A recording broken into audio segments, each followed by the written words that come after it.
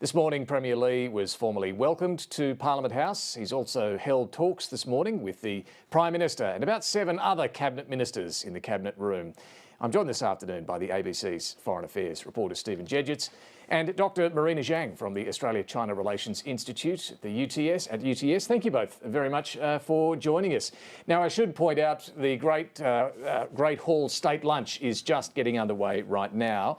The speeches will come to, I think they're going to have a bit of a feed first, fair enough. Stephen, we did just see, however, some remarks from both the Prime Minister and Premier Li after their formal meeting, the annual leaders meeting, and a few agreements there. Look, worth noting, I suppose, at the outset, anyone expecting or hoping we'd see further trade sanctions removed on lobster, for example, or any movement on Australian citizen Young Hen Jun, still detained in China, where he's been given a suspended death sentence, they'd be disappointed. There was nothing on those fronts today. But there were a bunch of MOU agreements that were announced on education, climate change, arts. This is about what just greater cooperation, essentially. Yeah. And a bit of a surprise announcement there too from the Premier. Yeah, it was an interesting little announcement. The Premier said that Australia will be granted access to the visa waiver program. Now, that's essentially a program that's been rolled out to a number of nations, including New Zealand, most recently, quite a few European nations, which allows 15-day visa-free entry to China. Now, we did think this might be coming. There were a few hints in the Chinese system, and the fact that other Western nations have been granted this was probably a pretty clear indicator that something like this would be coming for Australia. And it's not a revelatory sort of development.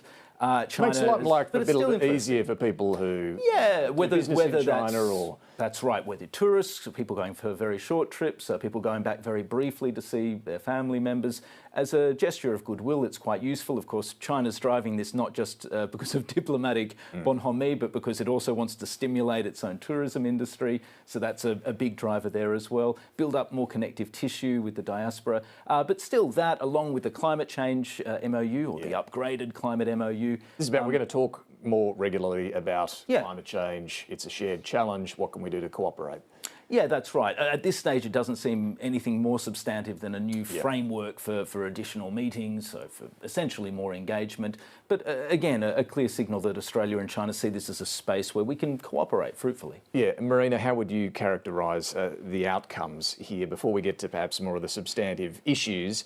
But the announcements, modest improvements in the relationship, how would you call it? I think it is very pragmatic. Both leaders emphasize that we are using this Chinese philosophy that is gentlemen thinking harmony rather than uniformity in their relationships. So we agree, we don't agree on some things, but we are exploring, even expanding our cooperations between the two nations. We'll get to the speeches live there from the Great Hall shortly, but we did, as I mentioned, just hear after their meeting some remarks from the two leaders, and I want to just touch on a couple of comments that were made there that were quite interesting. Prime Minister Anthony Albanese, first of all, he did talk about the differences and the disagreements, and clearly he wants to still be able to, in this stabilised relationship, be able to raise those directly with the Chinese leadership, and he has done so again today. Have a look. Australia advocates that we should all work together to promote a regional balance where no country dominates and no country is dominated. A region where countries large and small operate by the same rules that we have all had a say in shaping. Yeah, so Stephen, we need to abide by the rules that we all agree on. A reference there to the international law of the sea, I suppose, and what China's doing in the South China Sea. Yeah, absolutely. I mean, and not just that, but I mean, that's one of the main things the government's been preoccupied with. In fact, there's news just coming through of another encounter on the South China Sea just recently between a Chinese and Philippines Coast Guard vessel. So this is front of mind for the government, and referring to the rules of the road in that way, very deliberately, is another signal from the government that it's going to continue to press China on things like the South China Sea, as much as Premier Li and others might dislike that. Yeah, and no country should be dominated, and no one country should dominate is also quite a pointed message. For Premier Li, look, you know, he was very much focused on the goodwill, the improvement in the relationship. But look, he also made a couple of remarks that I thought were interesting. He doesn't want any discrimination when it comes to opening up business. In other words, doesn't want China discriminated by from Australia when it comes to trade. But also made these remarks. Just now, Prime Minister Albanese and I had a candid, in-depth and fruitful meeting and reached a lot of consensus. We both agreed to uphold the right characterization of our bilateral relationship and consolidate its momentum of improvement and development. So we can have differences, but Stephen, we need to have the right characterisation of these differences. What does that mean? Well, I think that means that China does not want Australia to present it as a strategic threat. Now, the reality is that Australia does see China as a strategic threat. It's deeply unnerved by China's enormous military build-up, including nuclear weapons build-up. So there is a lot of unease in Canberra about that. I think the Premier's message there is he doesn't think Australia should try and cast China in that light, that it should emphasise the positive. We heard him say something similar about shelving differences on arrival in Adelaide. And he said that again in the remarks just here too. Yeah, so that's, the language is very clear. This is how you should, this should be your mental map for the relationship. Now, the brute reality is Australia does not see it in that light. It is very happy to focus on what commonalities we can find. We heard Anthony Albanese saying earlier today in the opening remarks that differences between the two nations should not define the relationship. So there is a measure of common ground there, but the reality is that Australia does see China as a strategic threat. There's no doubt about that. And to some degree that will shape both our language and also our actions when it comes to China. Marina, is this the main difference we're seeing here in today's various meetings? That China really wants, it acknowledges there are differences, but doesn't want them spoken about as much. It wants them shelved, to use that word. The Australian side is more willing to openly discuss those, talk about them publicly as well as privately. Well, China's major concern is, no foreign interference in their domestic politics, domestic affairs. So we put that aside, but we still can do business. And judging by Premier Li Qiang's experience, and he's been the head of several provinces, including Shanghai, in very well economically developed regions, and he's very pragmatic. And you can see he wants to just strengthening economic ties between the two countries. So all those differences, is not for us to talk in public. They might have discussions behind the closed doors, but in public, let's focus on something more benign, more cozy, pandas. Pandas, exactly. Yes. We've had a lot about pandas over the last 24 hours, but it's interesting when you talk about it doesn't want foreign interference in domestic affairs. So China sees Taiwan and the South China Sea as its domestic realm. That's correct. And that's the bottom line for Chinese leaders, and Taiwan is part of China. So one China policy must be stick to in the foreign relations. What about on the trade front? Because you've got particular expertise here. You've written books and various other publications about how China has used innovation and technology in a geopolitical sense as well. And right now, we have this conundrum, I suppose, in Australia when it comes to China's concentration of processing critical minerals, battery making, solar panel making and so on. And this whole Future Made in Australia plan of the Albanese government is to try and, as other countries are doing, try and develop our own supply chains of these things. How do you think China views this? Is it worried at all about Australia trying to get in on these industries where it has such dominance, or is it pretty untroubled? I think both parties have very different narratives. For the Western allies led by the US, critical minerals, let's say, it's part of the, it's integral elements to advanced technology, production, even defense systems. But for China, the narrative always has been critical minerals are part of sustainability and clean energy transition. So this seems to me they're not talking the same thing. So in that sense, China is, and of course China's dominance across the supply chain seems a threat to the Western societies because you need to rely on China's supply. But for China, we're making a contribution not just to our own economy, but also to the planet. to the common goals we're fighting against climate change. Yeah, but Stephen, that's not how the US sees it. It's not how certainly Australia sees it, that there's a real concern about that concentration around these critical products. Yeah, I think the concern is probably more acute in the US, definitely, and probably in the EU as well than it is in Australia, but it does also exist here. But it is worth pointing out, Australia, for example, is welcoming Chinese EVs with open arms, you know, something that is not happening, obviously, in the US and the EU. Now, they have domestic car industries to protect. We don't anymore, so that's a big factor, but it's an interesting little bellwether.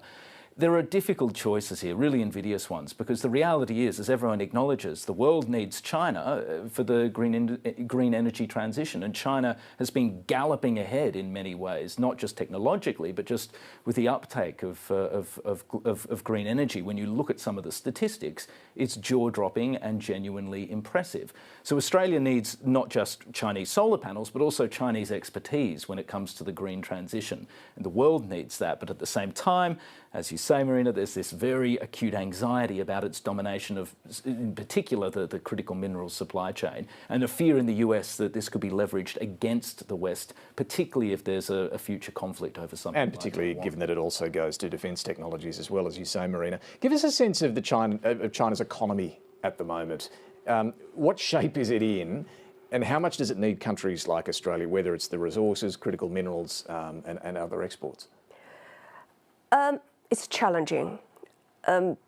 Most thorny problems are, we all know, unemployed youth. Most of them actually got higher education, so that it can be very politically unstable for Chinese politics. And are we seeing more of that? Educated youth who can't get a job. That's right. Starting to express that on the streets? That's right. So that's one of the reasons that China wants to expand their export markets by building a new narrative of China is willing to have good and open relationships with the foreign countries. So that's driving some of this engagement, re-engagement since COVID. So yes, so Australia obviously is one of the closest allies to the US in a Western country, and building good relationship with Australia carries a lot of strategic weights for Chinese foreign policy. And then, of course, China's economics has been suffering because of deteriorating geopolitics. So that's why China is sort of moving more from wolf warrior diplomacy to panda diplomacy. So China wants to be a more open and good citizen, global citizen in the world. Do the Chinese people see that the wolf warrior period cost them and cost their well-being? Do they directly draw that link? Divided.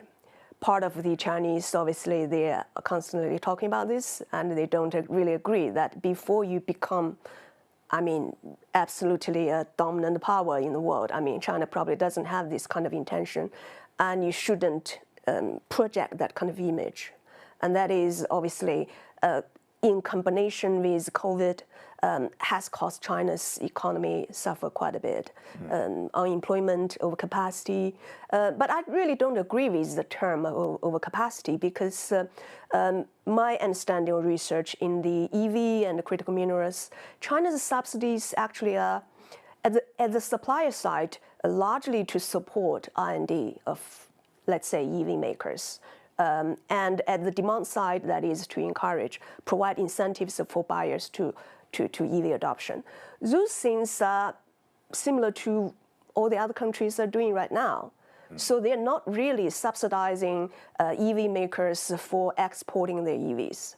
So that's really not, kind of overcapacity. Well, yeah. Everybody's subsidising now, aren't they? Exactly. So industry policy. Yeah. So my point I want to make is, well, this kind of let's say the assumption of EV in the US and EU is not just a kind of trade tensions anymore.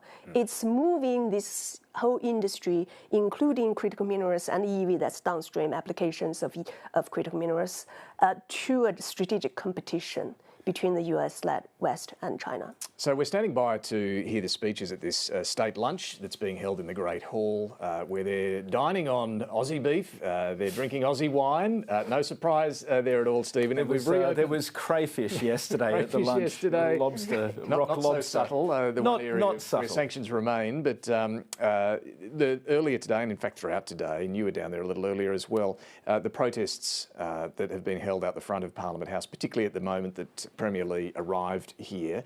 Tell us a bit about how willing things became between the pro-CCP supporters and those who are more critical. Look, it got pretty tense. I don't want to overstate it. There was a bit of violence, but we didn't see any major breakouts of violence. I think the best way to characterise it is you essentially had isolated sort of scuffles breaking out every so often, with knots of protesters and Chinese government supporters really going up against one another. And who were the protesters mainly? Well, there were a few different groups down there. There's Falun Gong, who, of course, its history is well known, and it's been a long time critic of the Chinese government, and has also made allegations of long-standing human rights abuses against its members in China. China's been cracking down on Falun Gong for an awfully long period of time. But then the largest bulk of the protesters were actually from the Tibetan community. So people who have accused the Chinese government of essentially ethnic cleansing, in the sense that China's made a concerted attempt to extinguish Tibetan culture on the plateau. So they were probably the largest. They were probably the largest group. There was also a smaller group of pro-Hong Kong independence protesters, and they were some of the most active. In at least one set of pictures I've been sent, you see pro-Hong Kong supporters really jostling with CCP supporters who were in some cases trying to rip away their materials. We also saw some of these Chinese government-linked groups, or just Chinese government supporters. Both were there putting down Chinese flags to try and block the flags that were being held up by the Uyghur groups and by the pro-Tibetan groups. Generally speaking, the atmosphere was pretty tense, but you didn't see any major breakouts. Well, and part of that people would have seen in the pictures there, the extraordinary amount of fencing that gets put in place ahead of the... And you don't usually see that for other foreign leaders who are coming to Canberra. Yeah, the main problem at the beginning of the day is they were a little bit further down the hill, because the 19-gun salute that was let off meant that they couldn't be let right up into the bollarded areas. The problem was that meant there was no division between them, which meant the police essentially had to form a human barrier between the two opposing sides. Now, of course, protests like this aren't commonplace in China. How nervous does this make the Chinese side when one of their leaders visits a country like Australia? Is it something that does create some anxiety? I think this kind of not confrontation between the two parties, I mean, welcoming party and the protesting party, is pretty much similar to what I observed in China on social media. So constantly, even, I join a social media group and I find two groups are just in this kind of confrontation, because they don't agree with one another and they don't really adopt this, how about we find harmony and, put aside differences. So it's very, very acute kind of differences. And that's obviously part of the reasons why China is having very strict censorship, especially online. Yeah, the thing that I think got under the skin of some of the protesters was this sort of attempt to try and stifle them, which you saw from some of the pro-Chinese government groups. Now, the links between these groups and the Chinese state are sometimes murky. In other cases, they're pretty clear. I think it's also safe to say there were some people who were just there because they were genuinely fond of the Chinese government, right? It's not like this entire thing was nothing but a United Front organisation. But there's no doubt there were United Front elements there. There's no doubt that bits of this, parts of it, perhaps large parts of it, were effectively coordinated directly or indirectly by the Chinese state. And there's no doubt there was a concerted effort to try and drown out or block protesters who might be in some way embarrassing to the Premier. Now, that sort of thing is probably inevitable with a visit of this nature, but it is an unpleasant reminder of just some of the threats to freedom of expression that are faced by people who are critical of the Chinese government in the West as well as in other parts of the world. I mentioned it at the start, Yang Hengjun. I don't think there's been any direct reference to him in any of the public remarks made so far, and I doubt we'll hear any direct reference in the speeches. But his supporters did release this statement last night expressing real concern. I mean, they said clearly it is not possible to achieve a stable, respectful bilateral relationship conflict with China while their officials are threatening to execute an Australian political prisoner, as they call him, without any semblance of due legal process. We know this is of great concern to the Australian government. Penny Wong yesterday saying, yes, this would be raised behind closed doors. The real concern, Stephen, is about his health. Yeah. Yeah, he's got an acute kidney condition. We don't have many details beyond that, but it's obviously been causing him a lot of distress. And his supporters say there was an incident last year where he fainted because of his condition, and he was essentially rendered immobile, they say, for about 40 days as a result of it. Now, exactly what treatment is being offered is not clear. The supporters of Dr. Yang Hunjun say they've just received no guarantees or useful information that make them feel at all confident that he's got even a modicum of basic medical care. His situation is really a dire one. And of course, Australia would like the Chinese government to let him go, either on medical parole or through another mechanism. At this stage, there is simply no sign that the Chinese system is willing to bend. There's an awful lot of complicated history with Dr. Yang Hunjun. We don't have to get into it now, but for various reasons, there's not much confidence in the Australian system that he'll. Well, that we'll see as you know, the release that happened with Chang Lei. It is, as you say, more complicated, and for those reasons, there's more scepticism about what might happen. But Marina, do you think these cases, and particularly this one, do create much of a problem in the relationship? I agree with what Stephen just said. I think Chinese government tries to keep this a secret and or opaque. The reason is they might just keep the issue as a leverage when more critical issues arise. So there might be some movement if Australia gives something. That's right. On the trade front, or whatever China wants in the future in the relationship. So I don't see it as a dead end yet. That's a pretty distressing reality, though, isn't it? If it's simply yes. a bargaining or a negotiating chip. And Australia's also realistic. Like, Australia is not going to listen to this call, or the Australian government will not listen to this call to disengage from China because of Dr. Yang Hunjun's situation. As distressing as the government finds it, and as frustrated as officials and others are, they argue that the equities in the relationship with China simply go far too deep, and China is simply too consequential for them to allow this issue, however distressing it is, to really seriously unbalance the relationship. I want to go to Nicole Hegarty, who's out the front of Parliament right now, where those protests do continue. And Nicole, I understand it's pretty noisy where you are, so I'm not sure how well you can hear me, but just describe to us what you're seeing there at the moment.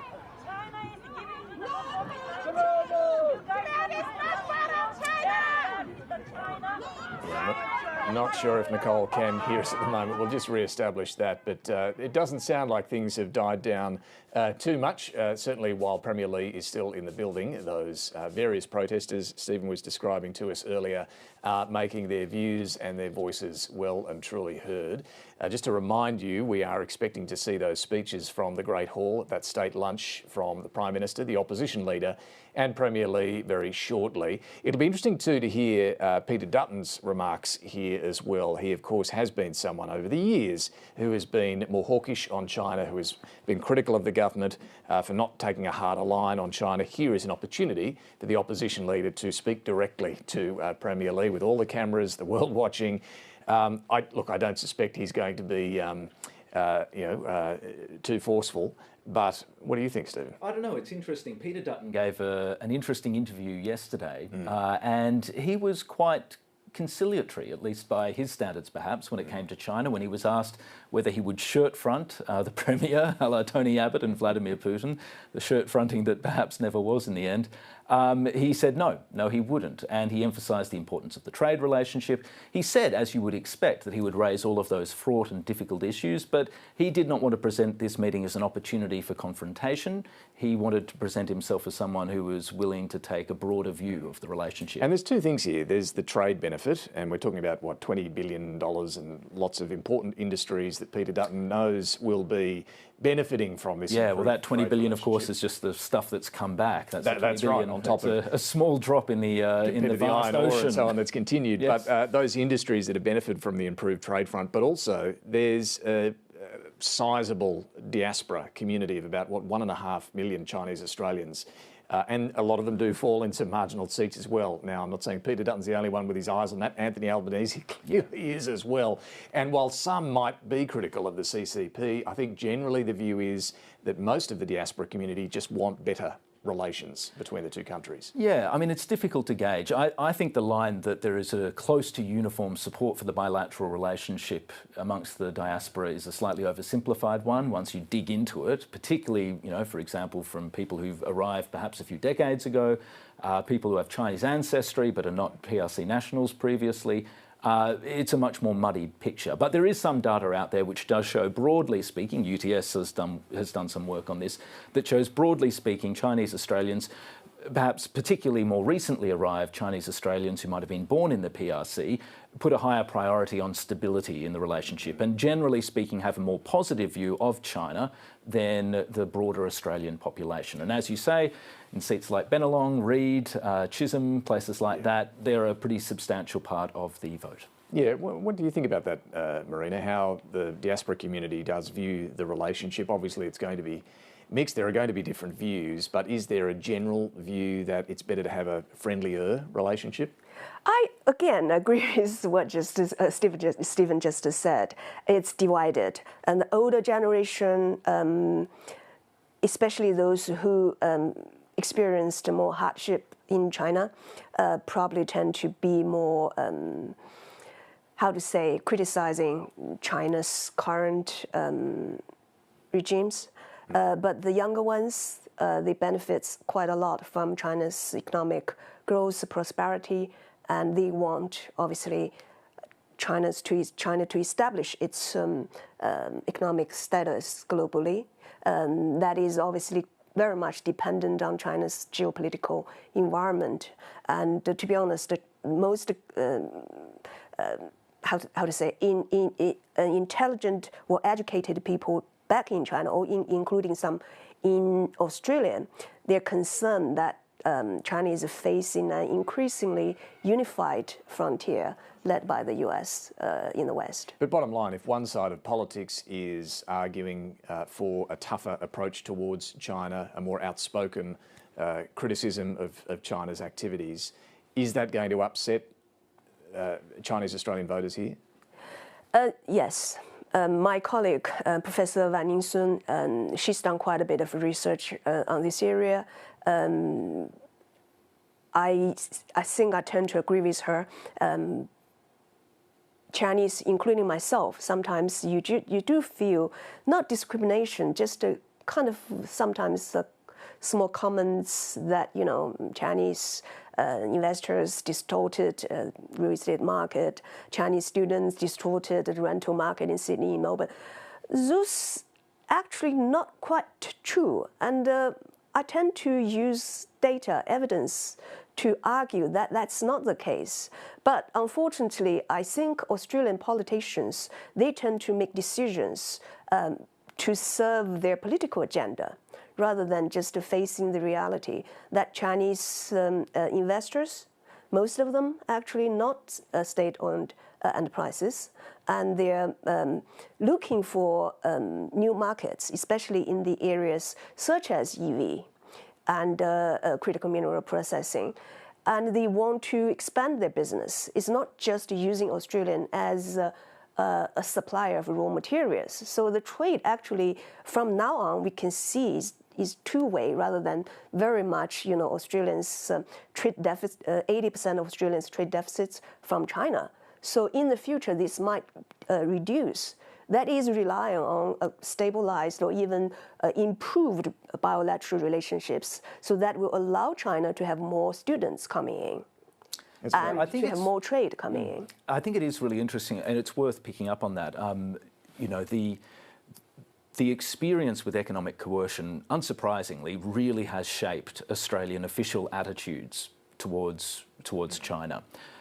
Now, we can get into a debate, actually. Let's not get into a debate right now about the rights and the wrongs of the Morrison government's approach to China, whether its call for an inquiry into the origins of COVID was sensible or delivered deftly, whether its language was, reasonable or intemperate. But whatever you make of the causes, the fact that China deployed its leverage in such a way has left a permanent imprint on the minds of Australian policymakers, including in Labor. No doubt about it. And I'm fascinated too to see whether China thinks that whole strategy of imposing those trade penalties on Australia worked, and therefore whether they would potentially do it again. I want to go back to Nicole Hegarty though, because hopefully she can hear us now. She's out the front, and I just wanted an update, Nicole, on how it's all looking. A little quieter than when we tried you a few minutes ago. Indeed, David. Yes, it's much quieter now. As you can see, the crowds on either side of this particular area dividing them have now significantly reduced. The Tibetan congregation are making their way down towards Old Parliament House and over to the embassy as well. So much quieter than it was before, but tensions are still on show, and they have been all day, with a heavy police presence continuing here at the front of Parliament House. There's been calls on the side of Chinese supporters for a focus from this to remain on friendship and growing those ties, including economic ties. While on the other side, we've heard from Tibetans and also Uyghurs and other groups saying that this meeting cannot be solely focused on those economic or trade ties, and there must be a greater focus on calling out what they say are human rights concerns. They say that Australia needs to do more than say it's simply concerned and needs to act. They've pointed to suggesting that Australia implement more sanctions in this area, David. All right, Nicole, thank you very much for the update there. Just want to come back to that conversation we're having about China's trade sanctions imposed after, a number of concerns, but particularly the call for a COVID inquiry. What did China get out of that whole era, that whole approach? Because, during that, Australia embraced and announced the AUKUS deal to acquire nuclear submarines at huge expense. The Quad reassembled as a leaders gathering. We saw not just Australia, but powers in the region start to form these networks and strengthen those bonds in response to what China was doing. Australia didn't shift its position on so many of these issues, whether it's criticism of what China's doing in the Pacific, the South China Sea, its criticism of foreign interference and so on. How does China view whether that really worked or not? I think lessons being learned in China, that is not really the right time to engage into confrontations with especially a unified front led by the US in the West, because that is going to be very challenging for China to recover from the economic downturn China is experiencing right now, because China's economy has benefited so much from globalization, and the deteriorating geopolitical environment is really let China's economy suffering. So I think that's why this panda diplomacy is a very strategic gesture from China's perspective. Just let's have a look at those pictures. You mentioned them, the pandas yesterday, the announcement that Wang Wang and Fu Ni at Adelaide Zoo will be replaced at some point later this year. By younger ones. Younger ones, Wang Wang and Fu Ni did not breed, and I think there's some hope that maybe the new ones will. But explain panda diplomacy to us. Who gets pandas and why?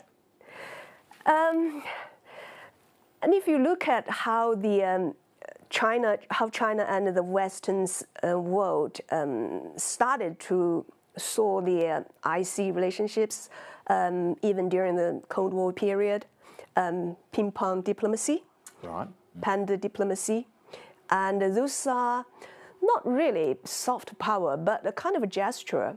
And I think China needs a new narrative of its exterior image. Beyond pandas. Yes, beyond pandas. So China doesn't want the Western society, Western world, to perceive China as a threat. Mm. And do you think those trade bans created that perception that China was willing to punish Australia through trade? The reality is that was not really achieving its efficacy. And during the past, let's say, 4 or 5 years, and China has experienced these trade tensions to technology sanctions and high caliber talent mobilities. And now we can see it's a global trend in terms of restrictions of capital flow. So that is very challenging for China. China definitely wants to reverse that trend. Yeah, and that no doubt is the case. But Stephen, as you were mentioning, the fear is still on the Australian side. This could happen again. Yeah. I don't know whether many exporters have diversified as much as perhaps some might have expected them to. Maybe that's because the lure of that massive market is just too much to resist. Well, for wine, for example, it's all very well for the government to say, oh, the industry really put too many eggs in that basket and they were over-dependent. You know, they were, it's true, but also they were getting paid a premium. They were making vast amounts of money.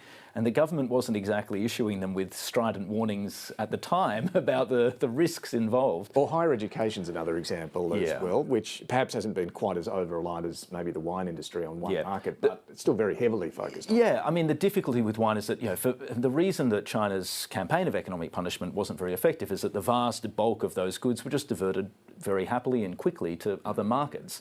So in many of those sectors, the impact was negligible. But the problem for wine, of course, is that they really had no other market which could step in to fill that breach. China was simply too big a market, too prosperous, too wealthy, taking too much wine. You couldn't find a like-for-like substitution quickly. So even though the impact overall of the trade sanctions was in the end very, very minor, a rounding error in our national economy, some industries really did suffer, and rock lobsters and wine were definitely at the top. We know the Pacific is a point of tension as well, and in fact Penny Wong yesterday on Insiders did talk about this as permanent strategic competition. Yes, and you know that says a lot. And she'll head on Tuesday in a delegation led by Richard Marles, the Deputy Prime Minister, and in total I think it's 7 ministers who are going to PNG. That's big. You were recently there. Yeah, no, I mean, it is a big delegation. Now, we should be careful because, you know, this is a framework that has now been set up, and it's a regular one. So, for example, last year you had about, I think it was 8 or so PNG ministers coming to Australia. Right. This year it's our turn to go in the other direction. So it is a reciprocal arrangement.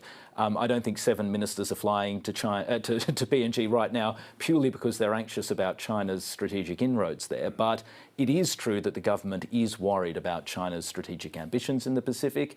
Rightly or wrongly, the system, the blob in Australia, has come to the view that China is absolutely intent on establishing a military foothold one way or another in the Pacific, either now or down the track, most likely through a dual-use facility.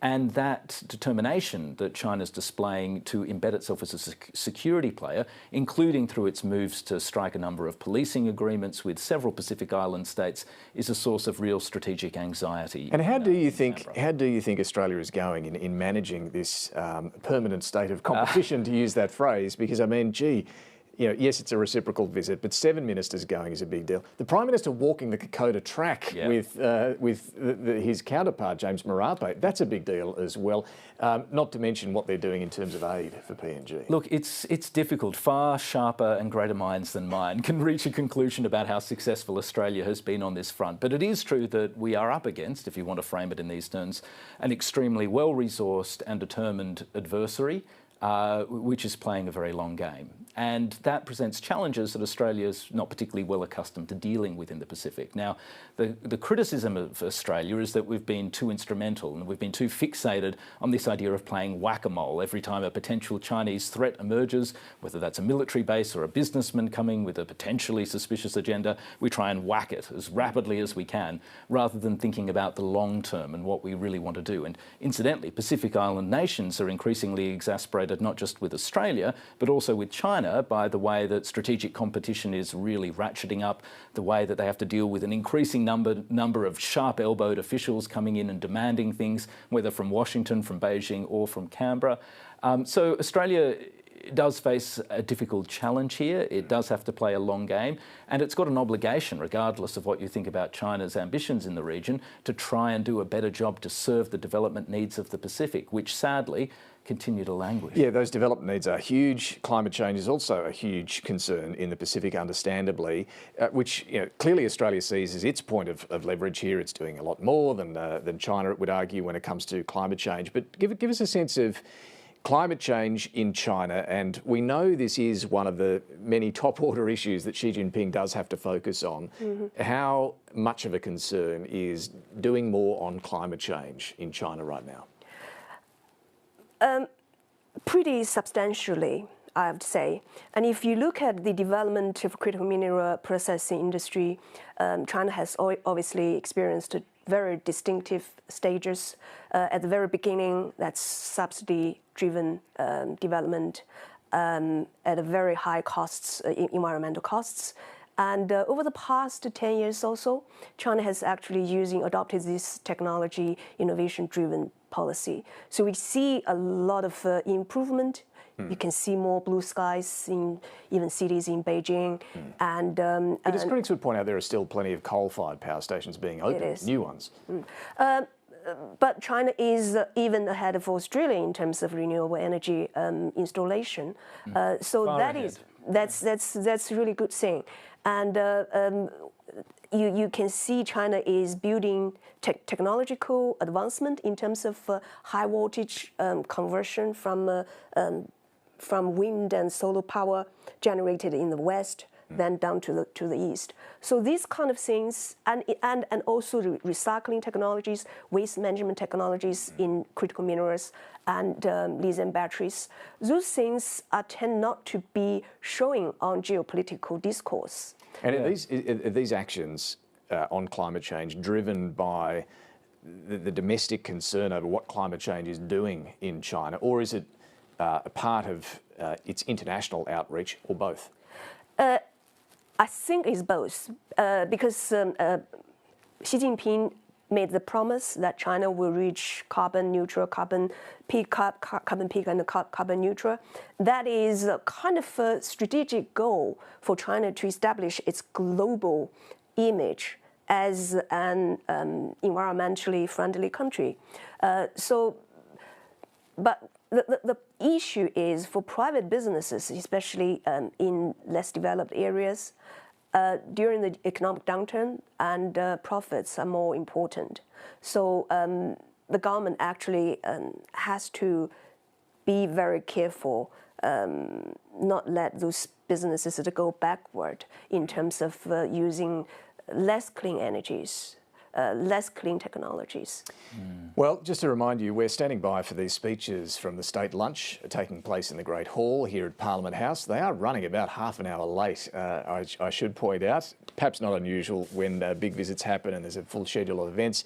But we'll take you there as soon as they do begin. We're keen to hear what they have to say to the room full of about 300 people in the Great Hall for this lunch today.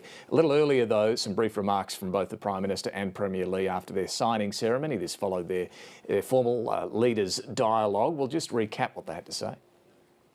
Very much, and firstly a very warm welcome to Premier Li to Canberra.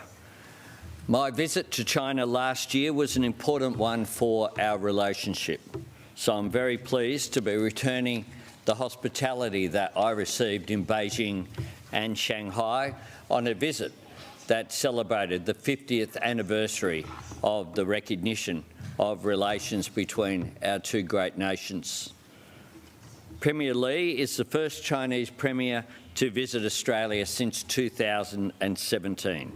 His visit is a substantial one, taking in 3 cities and touching on issues right across our relationship. We had a constructive discussion today at our annual leaders' meeting, building on our annual meeting last year in Beijing.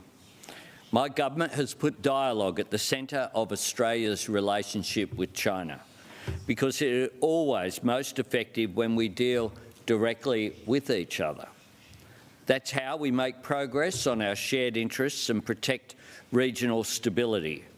Without dialogue, we can't address any of the differences that arise between us. Australia and China have renewed and revitalised our engagement. We've agreed across a range of MOUs and arrangements today that will continue to shape and drive our practical cooperation as we continue the process of stabilising the relationship. This includes a framework for us to work together to tackle climate change. Both our countries are undergoing energy transitions and investing in renewable energy. We will get better outcomes for our people if we work together and learn from each other as we make those important changes. We've agreed an MOU on education and research, building on a long shared history in this area, including through exchange of students. We've also agreed on several arrangements to deepen our economic, trade and investment relationship through dialogue on economic issues and work under our free trade agreement, and we committed to deepening our cultural links. Trade supports 1 in 4 Australian jobs, and China remains overwhelmingly Australia's largest trading partner. Australian farmers, miners and exporters are already seeing the benefits from the removal of trade impediments, benefits that flow throughout our economy. Chinese consumers too are benefiting from being able to buy our high-quality exports. Trade between our two nations will continue to help Australian businesses grow. Interest in the Adelaide Zoo will no doubt grow as well, and I welcome Premier Li's offer of new pandas, who I am sure will be good diplomats for China in South Australia and for the entire nation. China is, of course, a regional and global power. It has a vital role to play in keeping our region open, stable and prosperous.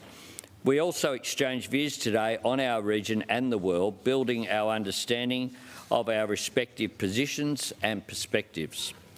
Australia advocates that we should all work together to promote a regional balance where no country dominates and no country is dominated.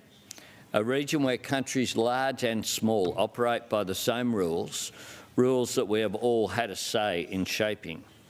I've made it clear, as nations with different histories, political systems and values, we will cooperate with China where we can, disagree where we must and engage in the national interest. Premier Li, our discussions today have only strengthened my view that it's crucial for us to engage with each other. Given how close we are geographically, how interconnected we are economically, and the deep and enduring bonds between our people. As you know, I'm determined to keep growing our relationship where we can, and that includes the personal relationship between us as leaders who have now met not just in Australia and China, but in India and other countries on the sidelines of those international forums. As I mentioned in our meeting today, we have a lot to do and a lot to look forward to. I want to thank you for taking the time to travel here and see the breadth of our great country. I know you have been here before, but once again, a very warm welcome to you here in Australia. Thank you.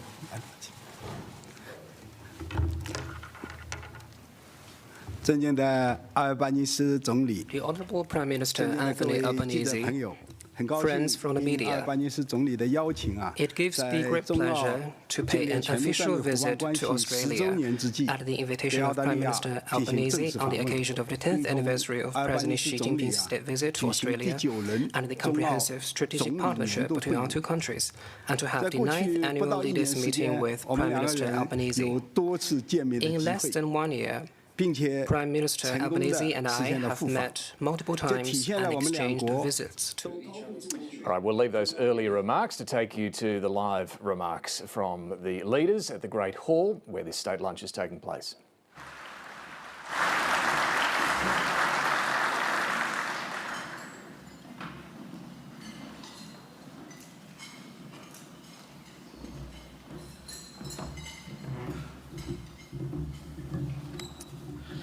Well, thank you very much, and I begin by acknowledging the traditional owners of the land on which we're meeting today and pay my respect to elders past, present and emerging, and I thank Aunty Serena for that wonderful welcome to country that we received.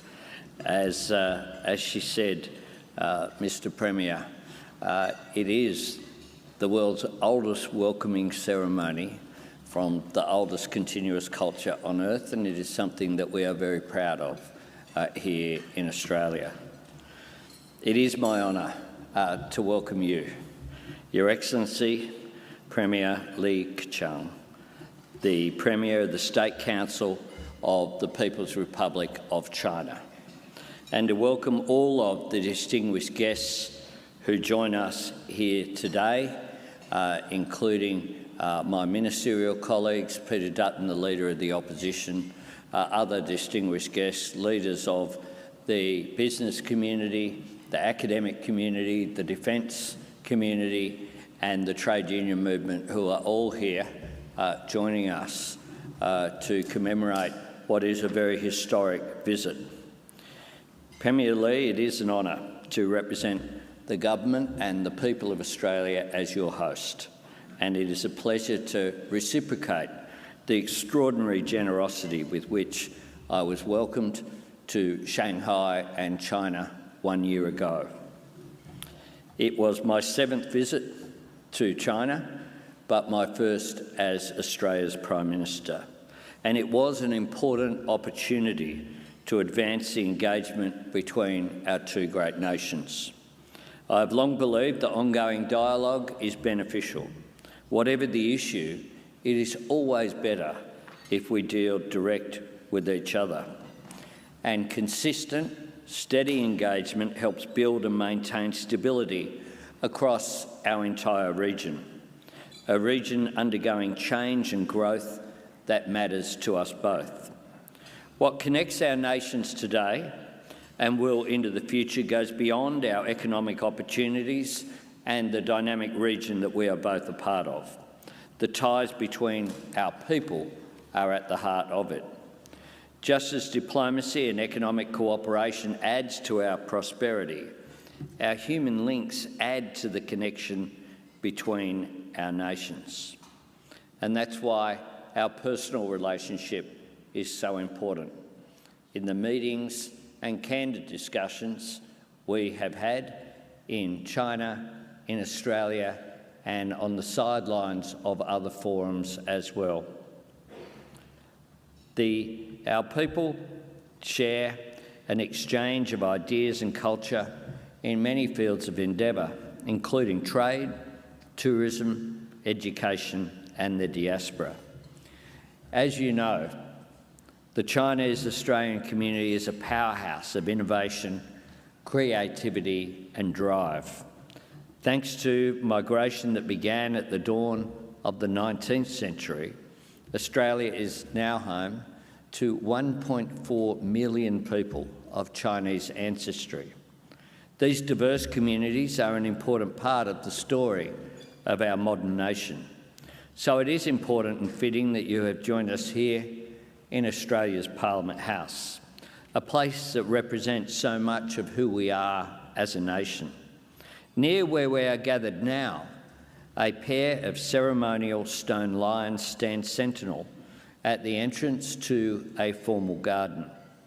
Carved from Han marble, they were a gift from China to commemorate the opening of Parliament House here in Australia's bicentennial year in 1988.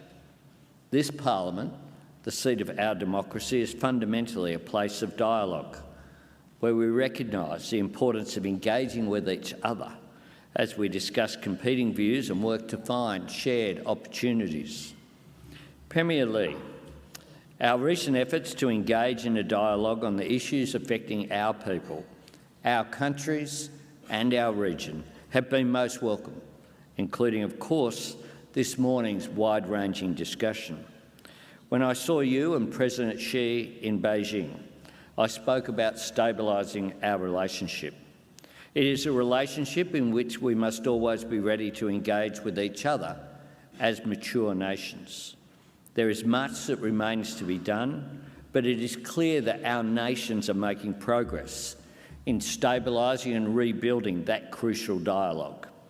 We won't always agree, and the points in which we disagree won't simply disappear if we leave them in silence. We share an interest in protecting a stable order in the region. We share a responsibility to build and strengthen the foundation for talking through our differences and for building collaboration in areas where we find mutual interest. Creating channels of dialogue and building understanding is how we make it possible for benefits to flow across business, across trade, across education. Importantly, dealing with the challenge of climate change, but also the opportunities that acting on climate change bring for Australia, for China and for the world. In culture and the arts, all are represented in this room today. Premier Li, let us continue to work towards a productive relationship in our national interests, a secure and stable region, a peaceful and prosperous future for our children. So allow me to once again welcome you to Australia and invite everyone to join me in a toast to the President and the People's Republic of China.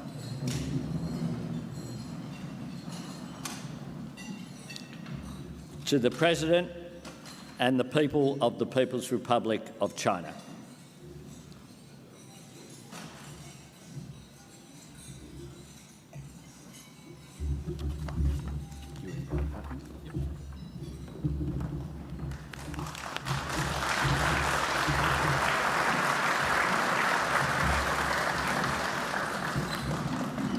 Thank you, Prime Minister. I now invite the Honourable Peter Dutton MP, Leader of the Opposition, to speak.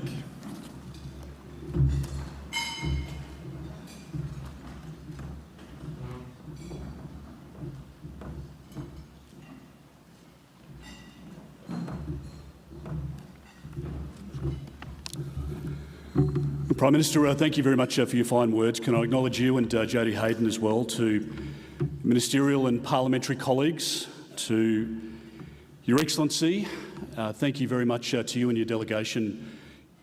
You are most welcome here as dear friends and guests, and to all of the distinguished guests gathered today, I hope it sends to you, Premier, a very clear message of how we regard the relationship and how we intend to continue to work with you. Echoing the sentiments of Prime Minister Albanese, and on behalf of the Coalition and the federal opposition, I do welcome you most sincerely to Australia's great parliament. We dined together today to acknowledge the Australia-China bilateral relationship. Citizens are at the centre of any bilateral relationship, so through you, Your Excellency, I convey the Coalition's warm wishes to the people of China. When President Deng chose to open up the Chinese economy in 1978, he didn't just change a nation. He also changed the face of the Chinese people, with hundreds of millions of citizens lifted out of poverty. In the decades that followed, as nations witnessed and welcomed China's economic emergence, the Australian and Chinese people created many new pipelines of business, trade and migration. Indeed, just the other day, it was reported that China's need for Australia's quality thermal coal has generated electricity for thousands of your citizens and generated thousands of jobs here in Australia.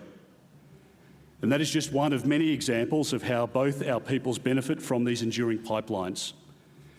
Your Excellency, in acknowledging the achievement of the Chinese people, I also take this opportunity to celebrate Australians of Chinese ancestry. Not only the migrants from China who have become first-generation Australians, but also the second, third and subsequent generations of Australians of Chinese ancestry. They've helped to build our nation. They've succeeded in many fields of endeavour. They cherish Australia, and as our fellow Australians, we cherish them. Your Excellency, in our offer of hospitality today and your acceptance of it, I believe that there is hope. Hope that tensions of recent years can ameliorate. Hope that we can reinvigorate the constructive spirit which defined our signing of a free trade agreement in 2015. Citizens across both of our countries share aspirations for peace and prosperity, for themselves and, of course, for their families.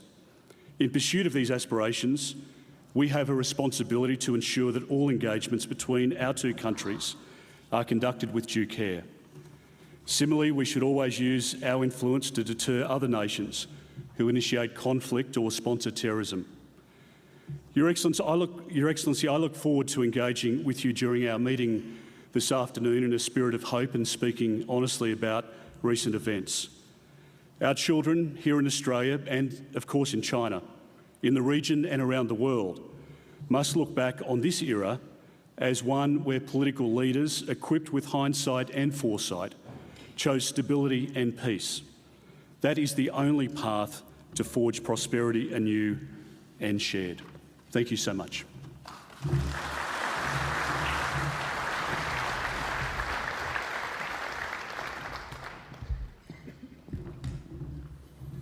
Thank you, Mr Dutton. I now invite His Excellency Mr Li Qiang, Premier of the State Council of the People's Republic of China, to speak to us.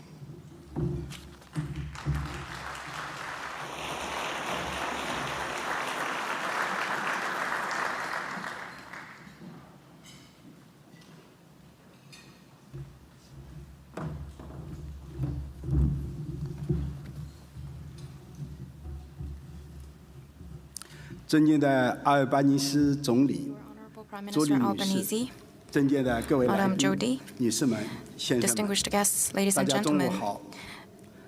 首先，非常感谢澳方为我举办了这个有悠久历史和浓厚文化的 for this welcoming ceremony that features a long history and also great cultures. It gives me great pleasure to visit Australia and join friends old and new to renew our friendship and explore cooperation. Just now, Mr. Prime Minister and Mr. Dutton gave heartwarming toasts. I'd like to extend sincere gratitude to the Australian side for the thoughtful arrangements and kind hospitality to me and the Chinese delegation. On behalf of the Chinese delegation, I would like to extend sincere and best wishes for everyone here and those who have been following and supporting the development of China-Australia relations. From Adelaide to Canberra, in the past 2 days, although the time isn't very long, the unique landscape, friendly people, diverse cultures, and dynamic economy of Australia have left me a very deep impression. And I'm deeply touched by the good wish for steady and robust development of China-Australia relations across the Australian society. Both China and Australia are great countries. Over the past 50-plus years, mutual respect and mutual beneficial cooperation have always been the defining feature of the development of our bilateral relations. Chinese people and Australian people are great peoples. During my visit, I see that the Australian people, like the Chinese people, are industrious, brave, and wise. They generally support China-Australia friendship, look forward to both countries strengthening cooperation, and wish for world peace and prosperity. Facts in the past 50 years of diplomatic ties have proven that the choice of our two peoples was right. I believe with the support of both peoples, we'll see heartening progress in the future development of our bilateral relations. China-Australia friendship is crucial for the well-being of both peoples. Currently, China is advancing Chinese modernization in all respects through high-quality development. Australia is working hard to achieve greater national development. We share broad cooperation space and great potential.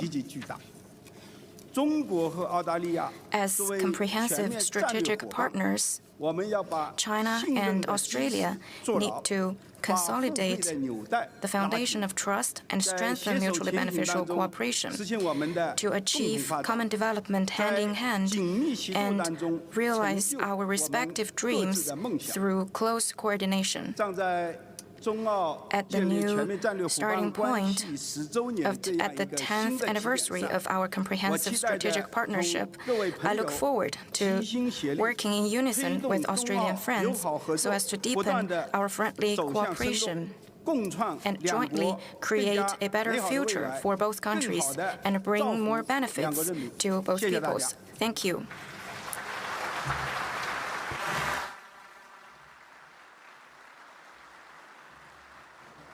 Premier Li Qiang there addressing a state lunch at the Great Hall of Parliament House following the opposition leader Peter Dutton. Before him, the Prime Minister Anthony Albanese as well. All very positive speeches from the three leaders there today that we heard from.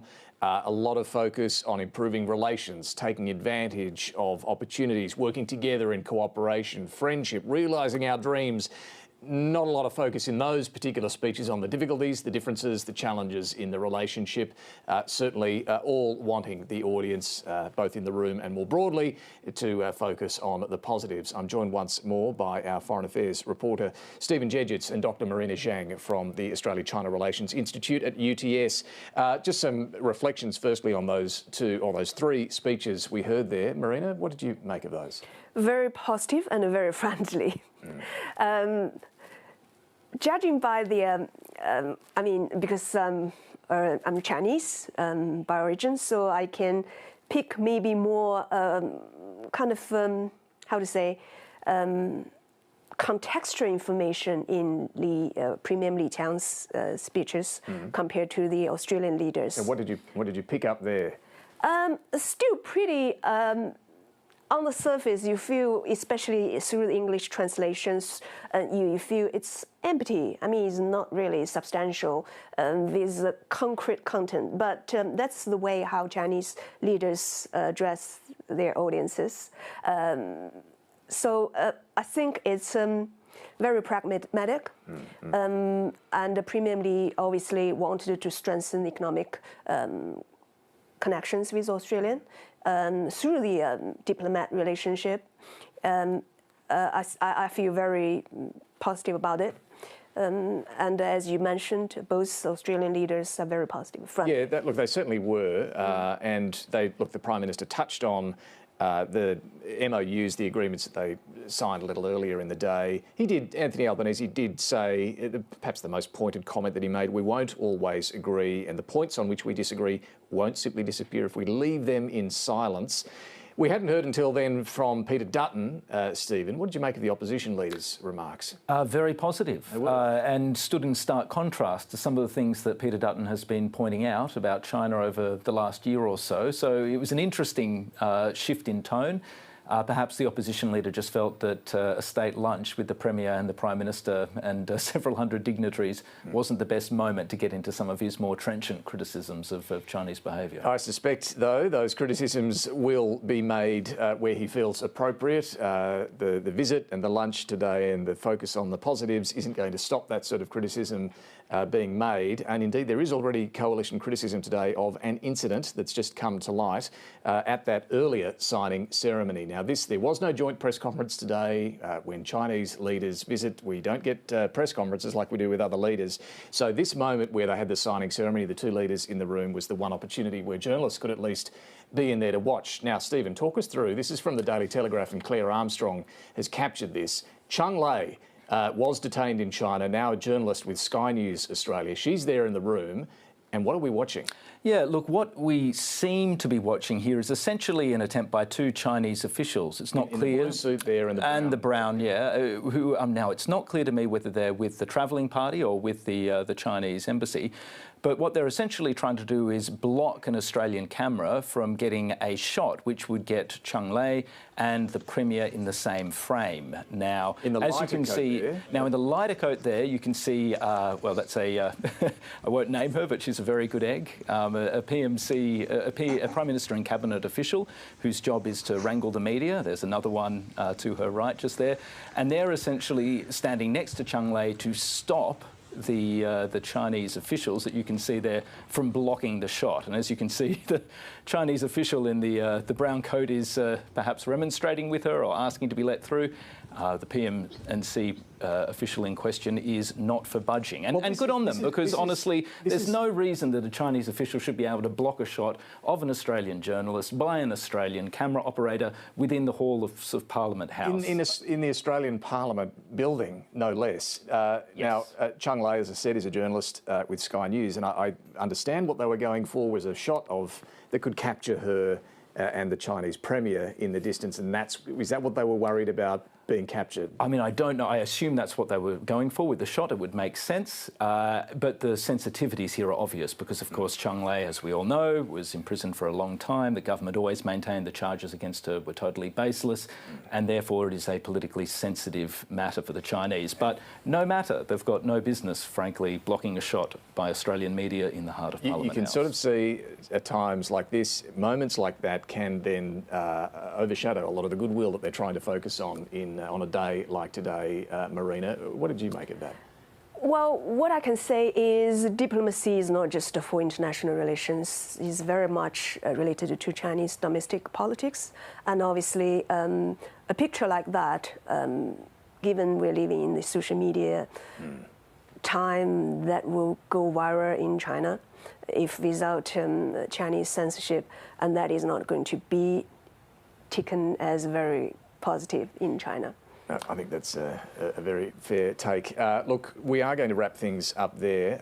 Dr. Marina Qiang, Stephen Jedgetts, really appreciate your most insightful analysis over the last hour or so, watching all of this unfold. We'll have, of course, ongoing coverage. The Chinese Premier leaves after a couple more meetings, including with the opposition leader this afternoon, leaves tonight for Perth. I think he's got a full day there tomorrow, focused more on the trade front. But for now, we'll wrap things up and hand you back to Roz with the rest of the day's news.